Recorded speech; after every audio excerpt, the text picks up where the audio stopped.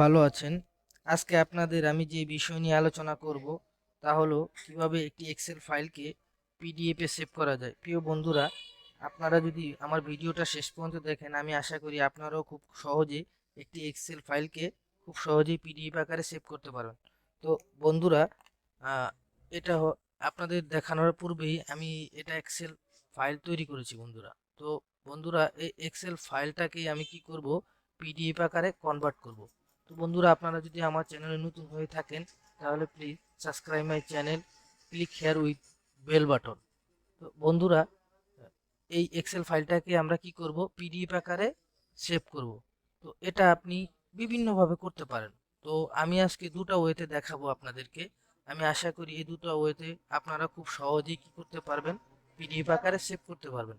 তো বন্ধুরা, এটা করার জন্য আপনারা যেটা করতে হবে, এখানে ফাইলের উপরে ক্লিক করবেন। ফাইলের উপরে দেখুন সেভ আস।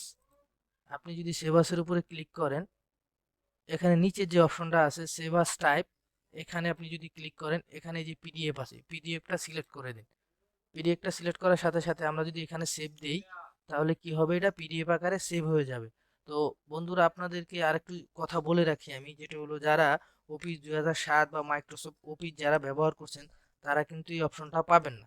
তো তারা কি করতে পারেন, তারা যে কোনো এক্সেল ফাইলকে পিডিএফ এ কনভার্ট করার জন্য আপনারা চলে আসতে পারেন ব্রাউজার, এখানে লিখুন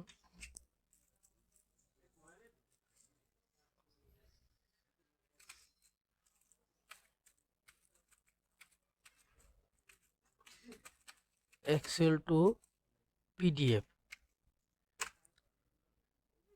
এখানে এই যে দেখুন এক্সেল টু পিডিএফ, আপনারা যদি এখানে ক্লিক করেন যে কনভার্ট এক্সেল টু পিডিএফ, অসংখ্য সফটওয়্যার আপনারা কি যাবেন, পেয়ে যাবেন। তো এভাবে আপনারা কি করতে পারেন, আপনারা যারা অফিস 2007 বা মাইক্রোসফট অফিস যারা এখনো ব্যবহার করতেছেন, তারা এইভাবে কি করতে পারেন, আপনাদের এক্সেল ফাইলটাকে পিডিএফ এ কনভার্ট করতে পারেন। জাস্ট আপনাদের দেখানোর জন্য আমি এটা দেখালাম। তো বন্ধুরা, এখন আমি আসলে অফিস 2010 ব্যবহার করতেছি। তো এখানে আসার সাথে সাথে আমি যদি এটাকে, এখানে দেখুন অনেকগুলো অপশন আছে, আমিও অপশনের ভিতরে গেলাম না, আমি এটাকে কি করে দিলাম, সেভ করে দিলাম। সেভ করার সাথে সাথে আমার এই এক্সেল ফাইলটা কি হলো, পিডিএফ আকারে কনভার্ট হয়ে গেল।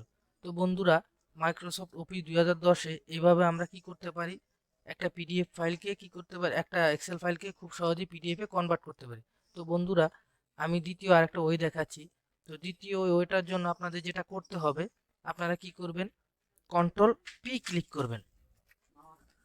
কন্ট্রোল পি ক্লিক করার সাথে সাথে এখানে কি আপনাদের প্রিন্ট অপশনে কি আসবে, নিয়ে নিয়ে আসবে।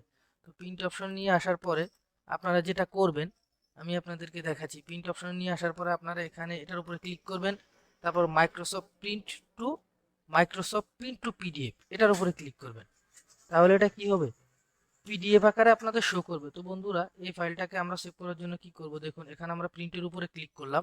প্রিন্টের উপর ক্লিক করার সাথে সাথে কি এটা আমার সেভ চাচ্ছে। তো আমি এখানে একটা নাম দিয়ে দিলাম, নাম দিয়ে এটাকে কি করলাম, সেভ করে দিলাম। তাহলে আমার এক্সেল ফাইলটা কি হয়ে গেল, পিডিএফ আকারে সেভ হয়ে গেল। তো বন্ধুরা, আশা করি আমি যতটুকু আপনাদেরকে দেখালাম আপনারা বুঝতে পারছেন, এবং এভাবে আপনারা কি করতে পারেন, একটা এক্সেল ফাইলকে খুব সহজেই পিডিএফ এ সেভ করতে পারবেন। আমার এই কথাগুলো যদি ভালো লাগে, আজকের এই বোঝানোর দৃষ্টিটা যদি আপনাদের ভালো লাগে, তাহলে আপনারা আমার সাথে থাকুন, আমার চ্যানেলকে সাবস্ক্রাইব করুন, আমি যাতে ভবিষ্যতে আপনাদের জন্য আরো ভালো ভালো ভিডিও নিয়ে আসতে পারি। সো বন্ধুরা, আজকে এই পর্যন্ত, সবাই ভালো থাকবেন, আল্লাহ হাফেজ।